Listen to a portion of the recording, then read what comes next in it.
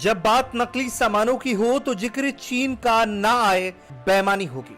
Corona virus को एक नई बीमारी के रूप में दुनिया से परिचित करवाने वाले चीन की हर हरकत शर्मनाक है। अद्विक को ब्लड कैंसर है। उसके माँ बाप उसके इलाज कराने में असमर्थ हैं। इन्हें आपकी एक छोटी सी मदद की जरूरत है। डिस्क्रिप्शन में दिए हुए लिंक पर जाएं और अद्विक की उम्मीद बने।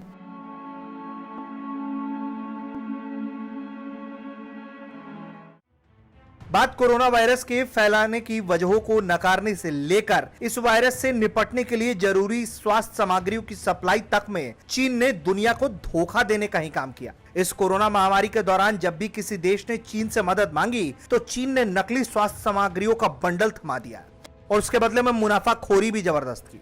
अब चीन के बाकी सामानों की तरह उसकी वैक्सीन भी बेकार निकली है। पिछले साल ही चीनी वैक्सीन खरीदकर अपने लोगों को सुरक्षित होने का दावा करने वाले कुछ छोटे देश अब कोविड-19 महामारी की मार से त्राही त्राही कर रहे हैं। स्थितियां सामान्य करने के लिए कई देशों को चीनी वैक्सीन आसानी से उपलब्ध कराई गई थी, लेकिन अब इन्हीं देशों में वैश्विक महामारी अपना विकराल रूप दिखा रही है।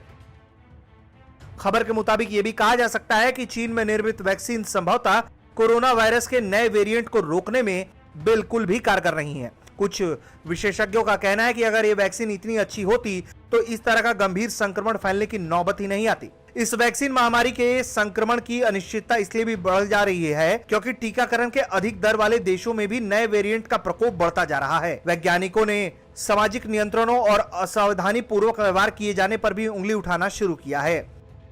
फाइजर से टीकाकरण में दुनिया में दूसरे नंबर पर आने वाले इजराइल के प्रति 10 लाख पर कोविड के 4.95 नए मामले सामने आए हैं। वहीं सेशल्स में जहां आधिकारिक टीकाकरण सिनोफार्म से हुआ था, यानी चीनी वैक्सीन से, वहां प्रति 10 लाख लोगों में 716 नए केस सामने आ रहे हैं।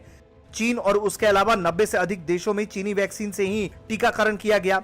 ये देश अब ऐसे हैं जहां टीकाकरण तो 100% हो गया, लेकिन अब वो किसी काम का नहीं रहा। खैर, इतना तो साफ है कि चीन की तरह ही उसके सामानों पर भी जरा भी भरोसा नहीं किया जाना चाहिए, क्योंकि भरोसे के बाद चीन देता है सिर्फ और सिर्फ धोखा। कोरोना वायरस चीन से तो फैला, लेकिन चीन अब भी इस तथ्य को मानने से इनकार करता आया और ना ही उसने इस वायरस के प्रसार को रोकने के लिए कोई सार्थक कदम उठाया। हालांकि पूरी दुनिया जानती है कि इस वायरस के प्रसार के लिए सिर्फ और सिर्फ चीन ही जिम्मेदार है और अब हर एक देश अपने स्तर पर इस भयानक वायरस से लड़ाई लड़ रहा है।